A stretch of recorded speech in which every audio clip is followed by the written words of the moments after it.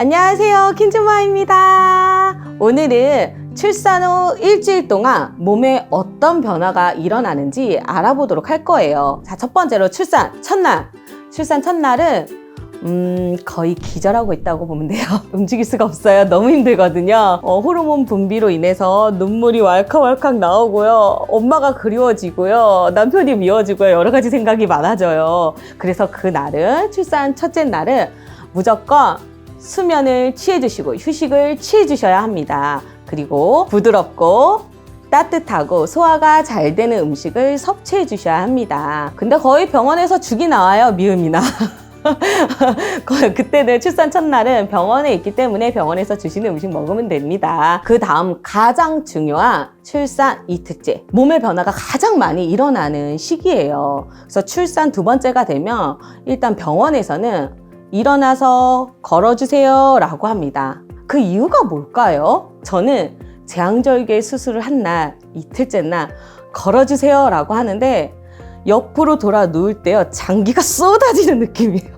너무 아픕니다. 그 정도로 배가 아픈데 일어나서 꼭 걸어야 돼요. 이유가 뭐냐면요, 임신과 출산을 하면 과다 출혈을 막기 위해 체내에 혈액을 응고시키는 물질이 증가하게 되는데요. 그래서 산후 때는 조기 보행을 해주셔야 돼요. 그리고 또는 방광과 장의 기능을 촉진시켜 줍니다. 그러면 당연히 몸이 스스로 움직이니까 회복이 좀 빠르겠죠. 하지만 여기서 주의할 점이 있어요.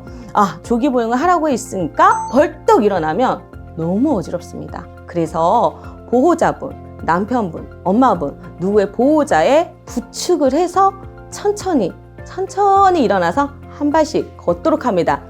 이때 부축을 해서 신발을 딱 신으면 신발이 맞지가 않아요. 내가 예전에는 이 신발이 맞았는데 왜 지금은 안 맞을까요? 그거는 자궁이 커지면서 중력에 의해서 몸에 변화가 생기는데요. 이때 발이 많이 부어있고 볼도 넓어질 수 있어요. 그래서 신발을 좀 큰 거를 준비해 주시는 게 좋을 것 같아요. 그리고 자욕을 해주셔야 합니다. 자욕을 하게 되면 상처난 부위가 빨리 아물고 통증을 완화시켜 줄 수 있어요. 그래서 하루에 2번에서 3번 정도는 자욕을 해주시면 좋습니다. 자, 그 다음 이틀에서 3일째 되는 날, 신체에 과하게 축적되어 있는 수분이 몸 밖으로 나오게 되는 이뇨작용이 일어나게 됩니다. 그래서 가만히 있어도 땀이 막 나고요, 열이 막 나요. 이럴 때 그냥 가만히 옷이 다 젖은 채로 있으시면 절대 안 돼요. 마른 수건으로 땀을 닦아주셔야 합니다. 이 땀을 닦아주지 않으면 한기로 인해서 산후풍이 올 수 있어요. 그래서 꼭 마른 수건을 준비하셔서 땀을 닦아주셔야 되고요. 출산 후에는 몸무게가 한 3kg에서 4kg 정도는 감소를 합니다. 저는 제일 먼저 그랬던 것 같아요. 몸무게부터 쟀습니다. 얼만큼 빠졌을까? 제 첫째 아이가 3.4kg였거든요. 3.4kg가 딱 빠졌더라고요. 아주 깜짝 놀랐습니다. 저 이러고 살아야 되나? 너무 놀랐어요. 하지만 그게 맞는 겁니다. 출산 직후는요, 3에서 4kg 빠지는 게 맞습니다. 그게 감소를 해요. 그 이후부터는요, 2주에서 3주 안에 땀, 그 다음에 오로, 그 다음 소변량이 증가하면서 나머지 4에서 5kg 정도가 더 빠지고 감소하게 됩니다. 그러니까 몸무게가 안 빠지신다고 처음에 걱정하시거나 놀라실 필요는 없어요. 내가 조기 보행을 하시고 스스로 몸을 움직여주고 스스로 몸에서 발안이 일어나면서 땀으로 배출하고 체액이 배출되면서 몸무게가 저절로 감소하게 됩니다. 절대 가만히 누워만 계시면 비만이 될 수 있으니까 꼭 기억해 주세요. 그리고 3일에서 4일째, 이때는 진통을 겪고 나서 어느 정도 진정이 된 시점에 가슴 유방 통증이 시작이 됩니다. 너무 무서워하시는 분들이 많으실 텐데요. 이 방송을 보시고 잘 준비하시면 되세요. 3일에서 4일째 될 때는 양쪽 유방이 같이 단단해지면서 열감이 발생을 하는데요. 이거는 유방우렬이라고 합니다. 출산을 하고 나면 프로락틴 호르몬, 옥시토신 호르몬의 수치가 올라가요. 그건 그 유죽 분비 호르몬이 올라가게 되는데요. 그러면서 유방 쪽으로 혈류량이 증가합니다. 모유는 엄마의 혈액이거든요. 그래서 혈류량이 증가하다 보니까 양쪽 가슴 유방이 굉장히 딱딱 하고 단단하게 뭉치게 돼요. 그러면서 같이 열이 동반하게 됩니다. 이때는 냉찜질을 준비해 주셔야 되는데요. 저번 방송에 저희가 자세하게 설명을 드린 부분이 있습니다. 이 부분을 클릭해 주시면 자세한 설명 들으실 수 있을 거예요. 이럴 때는 가슴 전문가 분께 가슴 관리를 받으셔도 되지만 아기한테 직수를 하는 게 더 좋고요. 함몰 유두이신 분들은 유두 보호기를 착용하셔서 아기에게 수유를 하시면 됩니다. 여기서 조금 더 자세하게 초보인 엄마들 또는 경험이 있으신 산모님들에게도 좋은 꿀팁이 될 수 있지 않을까 싶어요. 몰랐던 부분을 알아가는 시간이 될 수도 있는데요. 제가 모형을 하나 준비했습니다. 많이들 보셨죠? 자, 처음에 아기 수유를 할 때 혹시 내 가슴에 먼지가 묻어서 여기에 먼지가 많아서 팍팍 닦으시는 분들이 있어요. 그러시면 절대 안 돼요. 이유가 뭐냐면 유두에 균열이 생겨서 상처가 날 수가 있거든요. 아기의 바느님은 어마어마하게 셉니다. 여기 볼록볼록 보이시죠? 이거는 몽고메리 결정이라고 하는데요. 이 부분에서는 지방류의 기름진 성분이 나와서 유두와 유륜을 보호해줍니다. 그리고 여기에서는 특이한 냄새도 나서 아이가 엄마의 젖을 찾을 수 있는 곳이기도 해요.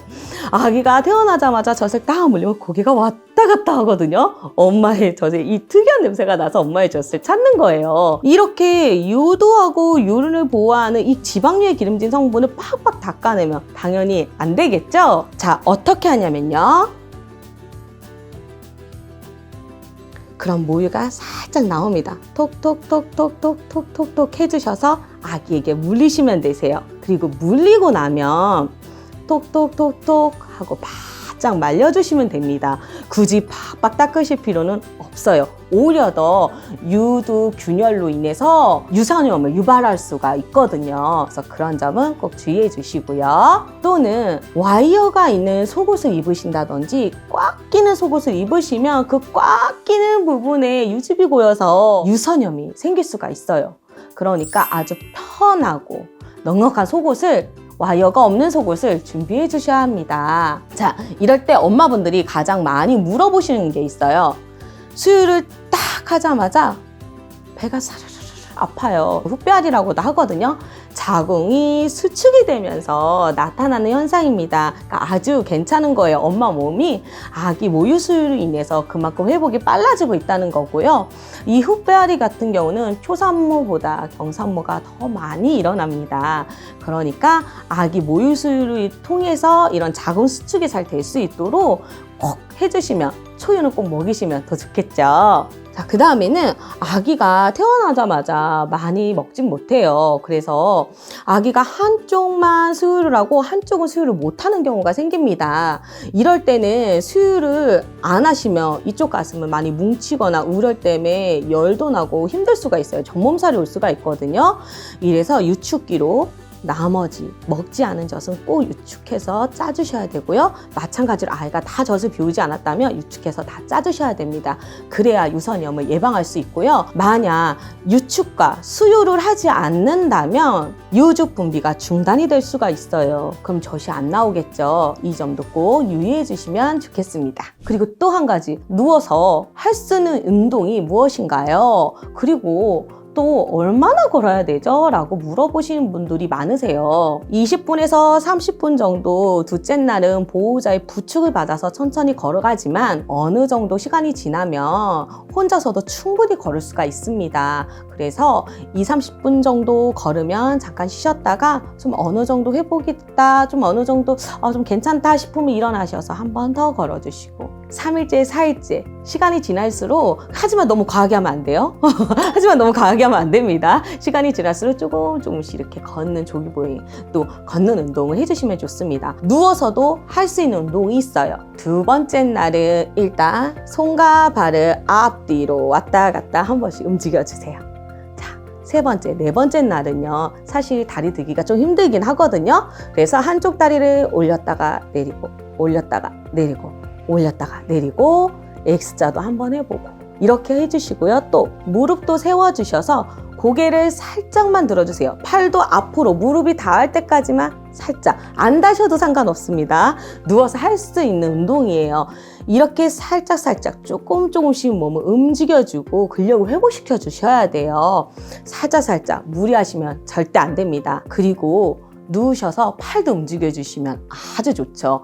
가장 많이 유즙이 고이고 가장 많이 뭉치는 부분이 이 겨드랑이 이 부분이거든요. 그래서 자, 누우셔서 팔을 왔다 갔다 올라갔다 내렸다 올라갔다 내렸다 왔다 갔다 해주시면 좋습니다. 이렇게 팔도 좀 움직여주시고 다리도 움직여주시고 고개도 살짝 들어주시면 더 회복하는 데 도움이 되실 거예요. 지금까지 일주일 동안 몸에 어떤 변화가 일어나고 어떻게 준비하면 되는지 나눠보았습니다. 더 궁금한 사항이 있으신 분들은 댓글을 남겨주세요. 좋아요, 구독 필수! 지금까지 킨즈모아였습니다. 안녕!